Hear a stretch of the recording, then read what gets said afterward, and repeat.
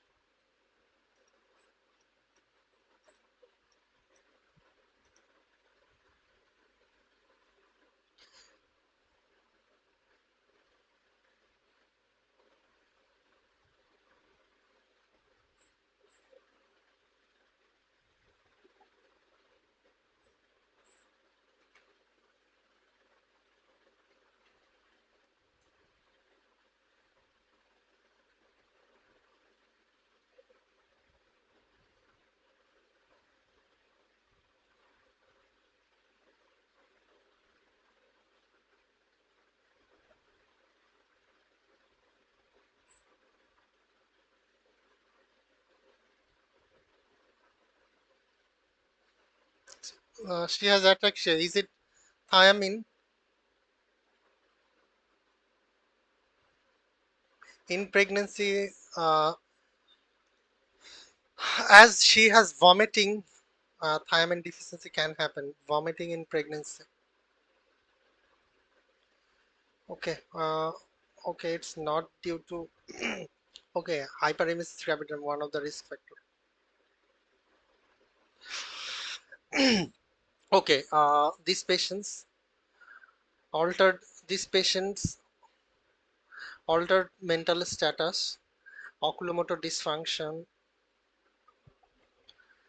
and gait ataxia are suggestive of Wernicke encephalopathy.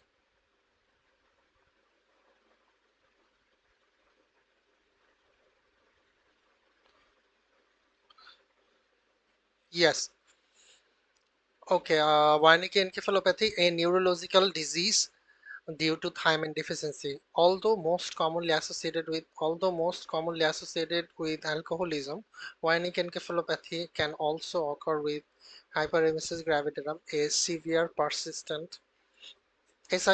persistent nausea and vomiting of pregnancy that results in weight loss and dehydration. Patients with hyperemesis gravidarum commonly have hypochloremic metabolic alkalosis, hypokalemia, hypoglycemia, and elevated serum aminotransferase, all of which occur as the result of protracted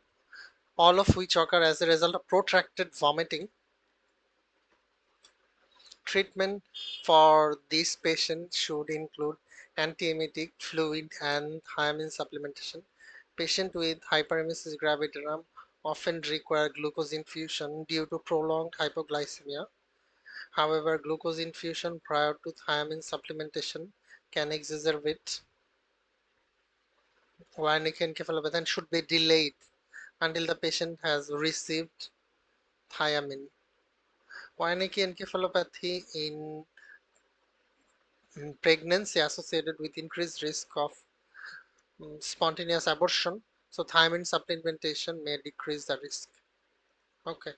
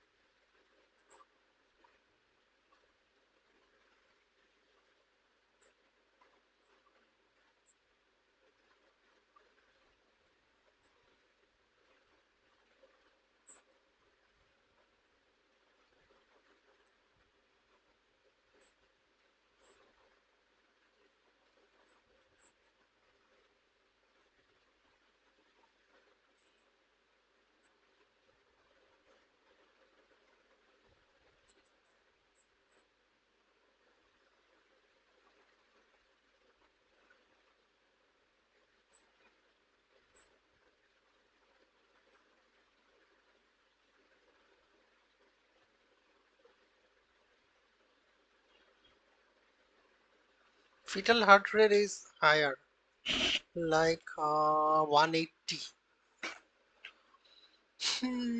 Fetal tachycardia.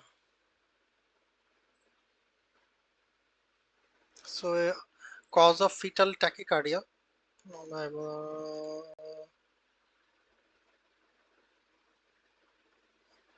Mat- yes, okay. Fetal cause of the fetal tachycardia. Think about on that way.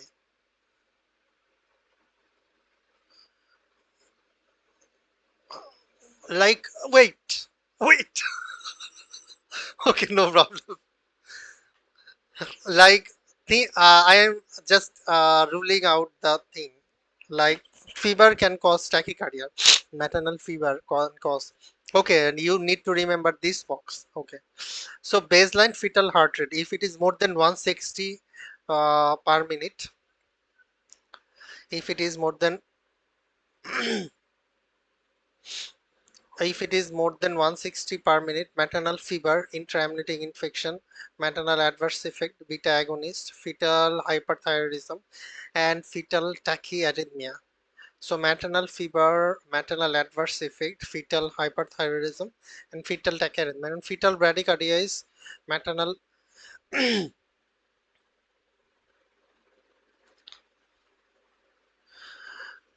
maternal hypothermia, medication adverse effect, beta blocker, fetal hypothyroidism, and fetal heart block. These patients' fetal heart rate tracing show fetal tachycardia, a fetal heart rate with a baseline more than 160 per minute. Fetal tachycardia is associated with medication adverse effect, beta agonist, and fetal hyperthyroidism. However, the most common cause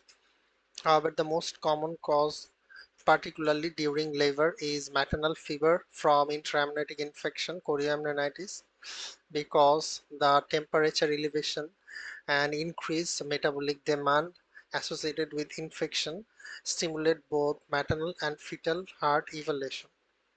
Intraamniotic infection occurs due to polymicrobial vaginal delivery ascending into the uterus during labor. Patients have maternal fever more than 39 in the absence of other clear cause, leukocytosis and purulent amniotic fluid. The risk of intraamniotic infection increases as labor progresses and after membrane rupture, as in this patient.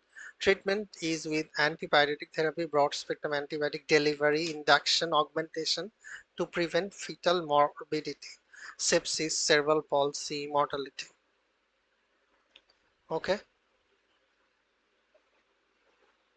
yes. Magnesium sulfate prevents maternal seizure eclampsia in patients with preeclampsia with severe feature, as in this patient. Although magnesium sulfate administration can cause decreased fetal heart rate variability due to CNS depression, The effect is typically transient and would not explain this patient's fever, maternal tachycardia, or fetal tachycardia, maternal infection as in this patient, and can cause a minimum variability due to fetal hypoxia. Uterine tachysystole more than 5 contractions in 10 minutes may be associated with late fetal deceleration because there is transient decrease in placental perfusion during contraction and inadequate recovery time between contraction. This patient has had only 4 contractions in 10 minutes. So,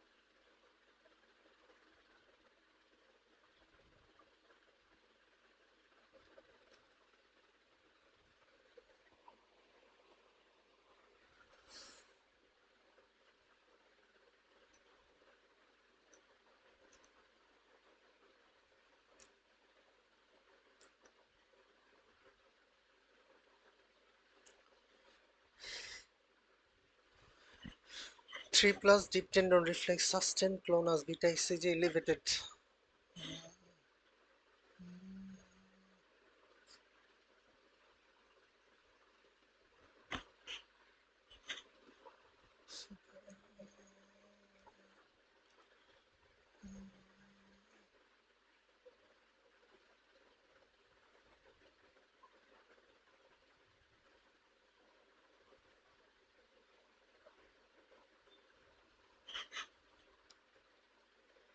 Is it hydatidiform mole or choriocarcinoma? Okay.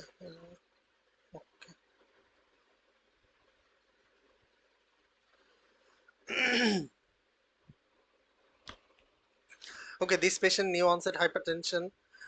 This patient new onset hypertension, hyperreflexia, clonus, and elevated beta ECG are concerning. Elevated beta ECG are concerning for preeclampsia, headache and right upper quadrant pain due to hepatic swelling and stretching of the Gleason's capsule are signs of end organ damage and indicating severe features. Preeclampsia with severe feature is an unusual less than 20 weeks of gestation, typically present with late typically present in the late trimester. Therefore, patients with signs and symptoms of early preeclampsia less than 20 weeks of gestation require evaluation for an abnormal pregnancy such as hydatidiform mole. Hydatidiform mole is a type of gestational trophoblastic disease and is a non-viable gestation composed of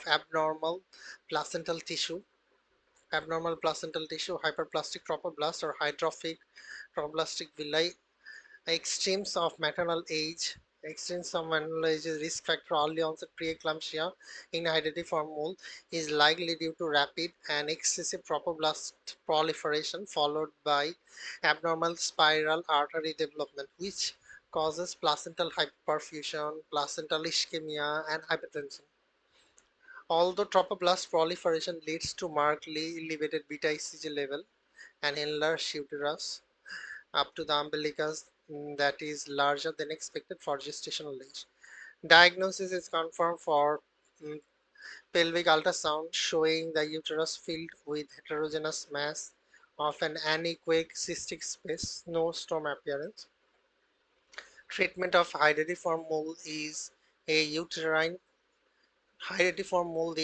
uterine evacuation suction curettage to remove the trophoblastic tissue, after which preeclampsia resolves. Okay,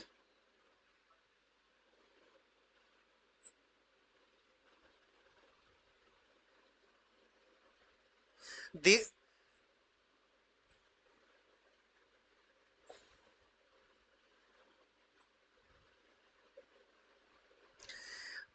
but in hydatidiform mold, patient can comes with preeclampsia feature, like preeclampsia with severe feature. This patient has preeclampsia with severe feature. Like, what's her gestational age? It hasn't given.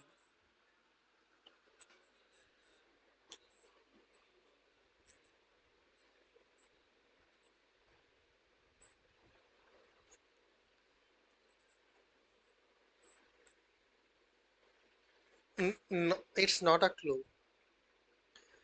It's a clue for, it's a clue for preeclampsia with severe feature. In preeclampsia with severe feature, these things happened.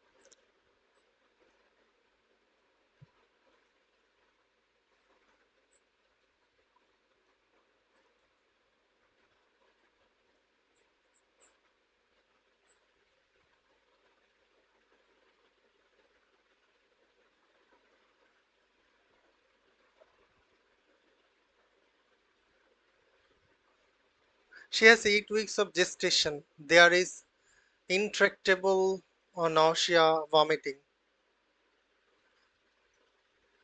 isn't it? And there is weight loss too from pre-pregnancy weight. Looks like hyperemesis gravidarum. And in hyperemesis gravidarum, there is ketonuria.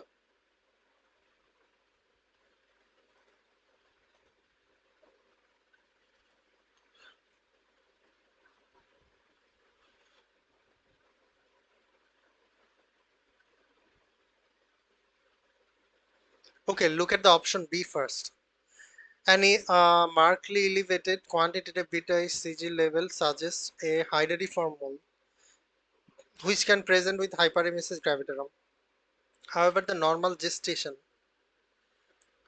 seen on this patient's ultrasound exclude the diagnosis. However, the normal gestation seen on this patient's ultrasound exclude the diagnosis of the beta HCG. Okay. So these patients' nausea and vomiting may be due to hyperemesis gravidarum. Risk factors include multiple gestation, hydatidiform mole, and hyperemesis gravidarum in a prior pregnancy. Hyperemesis gravidarum is diagnosed clinically when patients have severe persistent nausea and vomiting and signs of dehydration, dry mucous membrane, and orthostatic hypotension, or weight loss more than 5% pre-pregnancy weight. However, in patients with subtler clinical Subtle, however, in patients with subtle clinical presentations, such as in this patient, dizziness and nausea, vomiting for a day, may relatively normal vital sign. Hyperemesis gravidarum can be differentiated from typical nausea and vomiting of pregnancy by a lab evaluation. Hyperemesis gravidarum causes electrolyte abnormality, hypochloremia, metabolic alkalosis, hypokalemia, and elevated serum aminotransferase due to severe persistent vomiting. Patients with hyperemesis gravidarum can also develop prolonged hypoglycemia due to inadequate oral intake. This can lead to ketoacidosis and ketosis. Ketoacidosis and ketones on urine analysis. Ketonuria suggests more severe disease is an indication of hospital admission for IV antiemetic rehydration and electrolyte repletion. Considering the antiemetic therapy, oral hydration, and potential discharge from home emergency department if improved.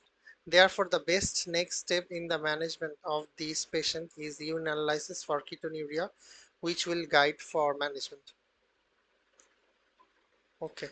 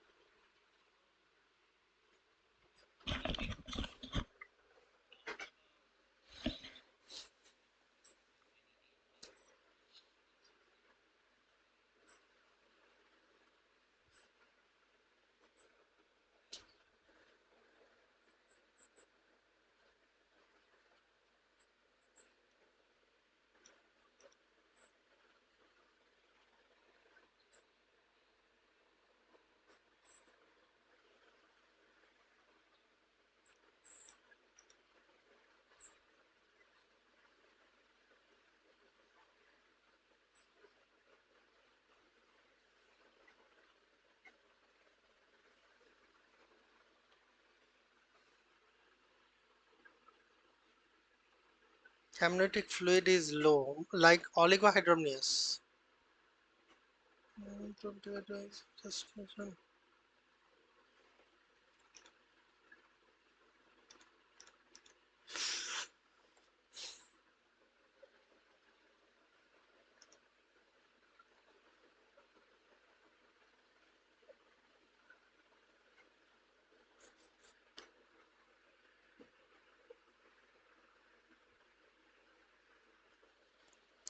Okay. This patient has fetal growth restriction and estimated fetal weight less than 10 percentile for the gestational age. Fetal growth restriction is a complication of maternal vascular disease, type 1 diabetes mellitus, chronic hypertension, which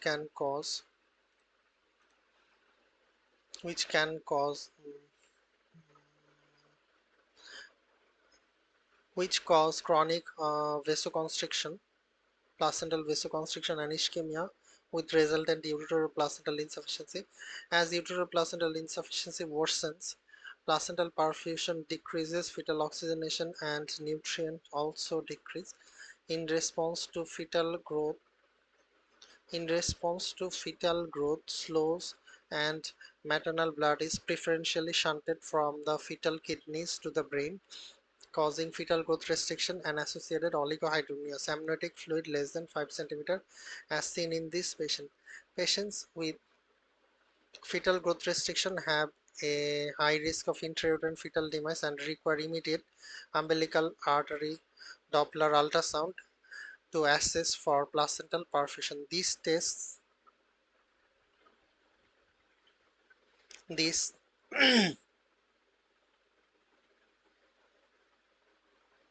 these okay this test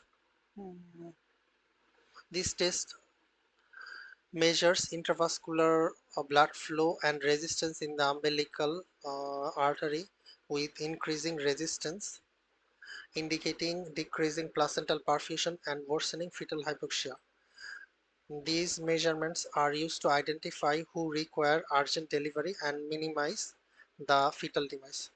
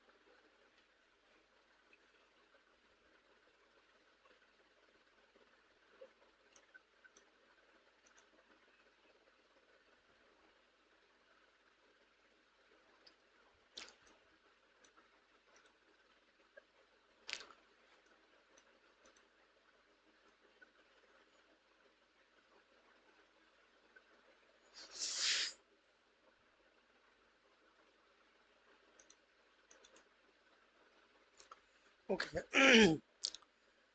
The most common cause of jitteriness in infants of diabetic mother is hypoglycemia. However, this patient's serum glucose is now normal more than 40, making hypocalcemia the most likely cause. Making the hypocalcemia the most likely cause. The pathophysiology of hypocalcemia in insulin-dependent mother relates to maternal hypomagnesemia, which is caused by osmotic diuresis. In the setting of poorly controlled gestational diabetes mellitus, low maternal fetal magnesium concentration, which reflects the maternal level, lead to PTH suppression and low calcium levels in the neonate. Most newborns with hypocalcemia are asymptomatic, and normalization of calcium level usually occurs without intervention within the days of the birth, so routine screening is not required. However, symptomatic hypocalcemia can present with jitteriness and respiratory symptoms, apnea, stridor, and laryngospasm, wheezing from bronchospasm, and if severe, seizures. Additional findings in IDM may reflect consequence of excessive maternally transferred glucose, such as increased fetal fat and glycogen store, leading to macrosomia in this infant, as seen in this patient. If hypoglycemia in a symptomatic insulin-dependent diabetes mellitus is resolved, a serum calcium level should be obtained to confirm the diagnosis of hypocalcemia. Management typically involves correction of the magnesium and then calcium. Okay.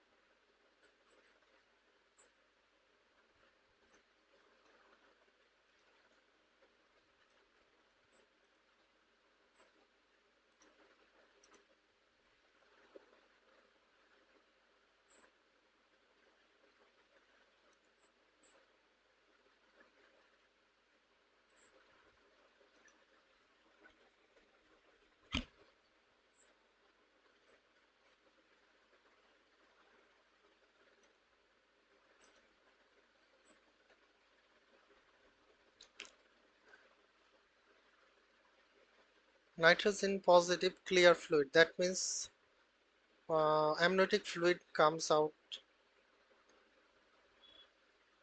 mm, and the fetal heart rate monitoring show so there is, and leukocyte is high. Looks like infection. Look here, maternal fever with one of the following criteria. Maternal fever 103 plus, uh, maternal leukocytosis, fetal tachycardia, already two criteria.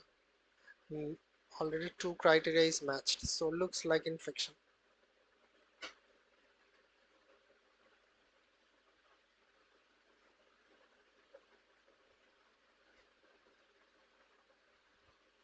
Okay, this patient has an intraamniotic infection also known as chorioamnionitis.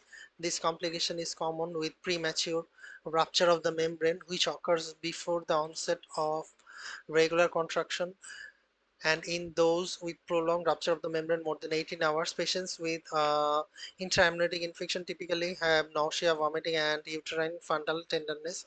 The diagnosis is based on the process of maternal fever plus at least one of the criteria: fetal tachycardia more than 160 for 10 minutes, maternal leukocytosis, maternal tachycardia, or purulent amniotic fluid. Patients may have an abnormal contraction pattern due to effect of intraamniotic infection on uterine muscle contractility. Okay.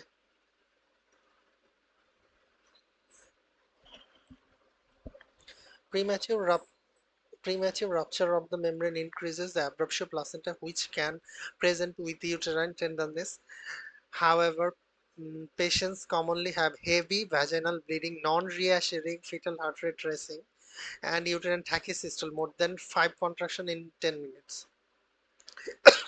Chlamydial cervicitis presents with purulent cervical discharge. There is no associated uterine tenderness. Although this patient was treated for chlamydia in the first trimester, she had a third trimester negative screen, making these diagnosis unlikely. PID is an ascending infection, uncommon during third trimester of the pregnancy, as thickened cervical mucus provides protection to the uterus from lower pelvic pathogens. Pelvic inflammatory disease is more likely in a non-pregnant on first trimester patient. Okay.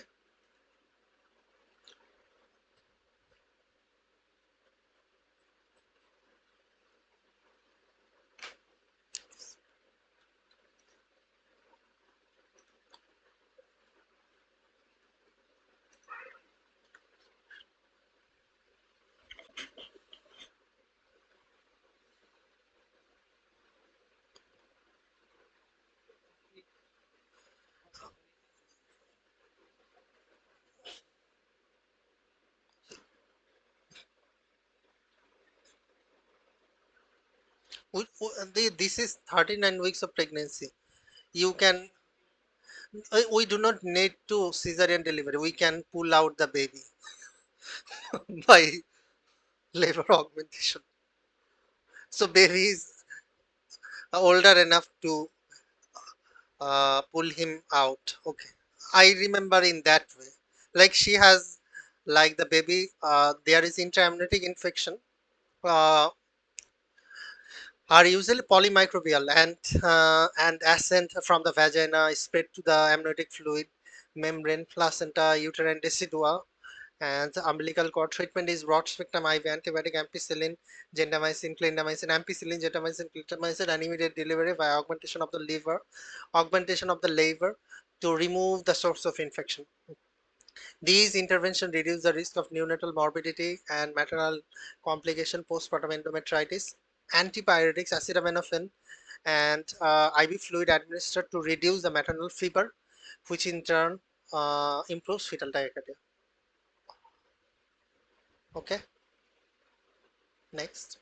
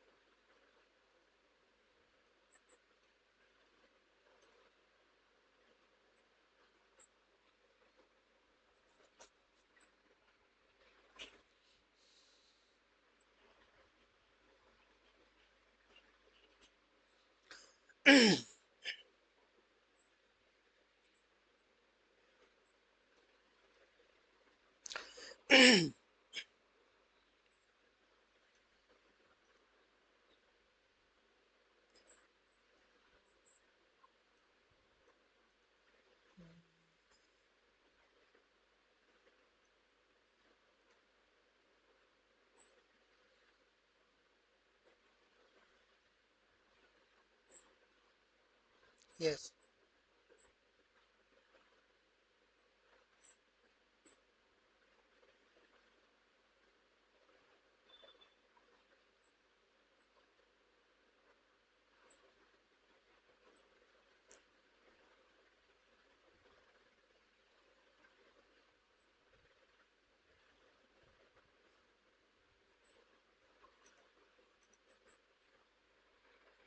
Okay, main thing, she has preeclampsia with severe feature. So what we will give? We will give magnesium sulfate.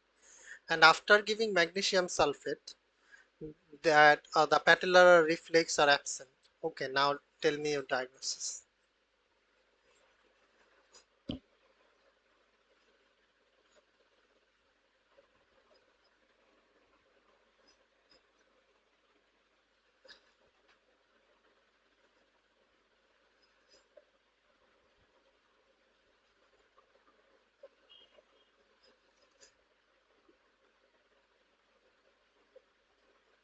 Okay, it's magnesium toxicity. Patients with preeclampsia with severe feature and administered magnesium sulfate to prevent eclamptic seizure because magnesium acts as a calcium channel blocker on the CNS, thereby raising seizure or thereby raising seizures threshold. The therapeutic serum magnesium level 4.8 to 8.4 milliequivalent per liter, which are 2 to 4 times higher than the normal concentration and are required to prevent eclampsia. Normally, the therapeutic range is maintained between the balance of the magnesium sulfate infusion and renal excretion of the magnesium.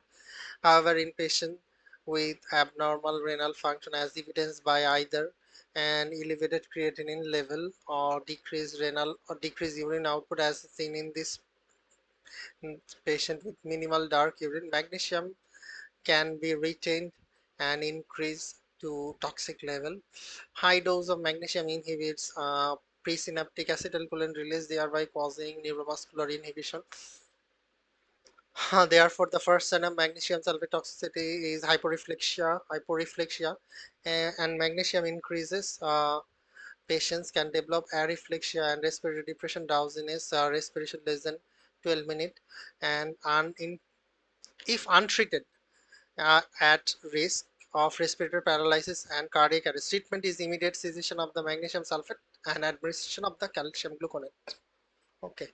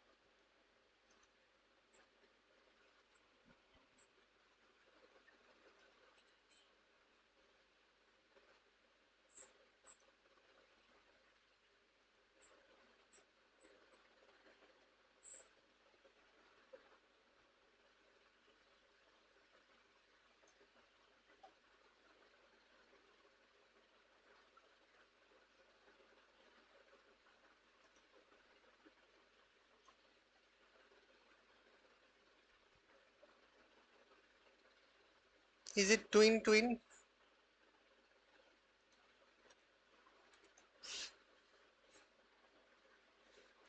Okay. So twin gestation are increased risk of many pregnancy complications. The risk is further stratified based on the chronicity and amnioticity, number of the placenta and amnioticity of the gestation. This patient has monochorionic diamnetic twins A placenta, one placenta, two amniotic sac based on the two embryo, a single placenta, and a thin intertwined membrane composed of two amniotic sac that meets the placenta at 90-degree angle T sign. If placenta who appear a single placenta, the base shape of intertwined membrane distinguish between the monochorionic T sign fused with the dichorionic lambda sign. Monochorionic twins Monochorionic twins has a twin-twin transfusion syndrome, a complication that results in heart failure, fetal or neonatal mortality in both twins. In twin-twin transfusion syndrome, an unbalanced arteriovenous anastomosis are present between the sharp placental vessel that supply the twins. Because these anastomosis this anastomosis blood from the placental artery, high resistance pressure of twin donor is shunted into the placental vein of other twin recipient. The shunting of blood away from the donor twin causes anemia that leads to renal failure, oligohydramnios, slow output heart failure, and fetal growth restriction. In contrast, the shunting blood toward the recipient twin causing polycythemia, which leads to polyhydramnios, hydrocardiomegaly, high output heart failure, hydrocephalus. Both twins are at risk of intrauterine and neonatal death. Mild twin-twin transfusion syndrome is expectedly managed with serial ultrasound to evaluate worsening clinical feature. Moderate to severe cases are treated with laser coagulation of the placental anastomosis. Okay.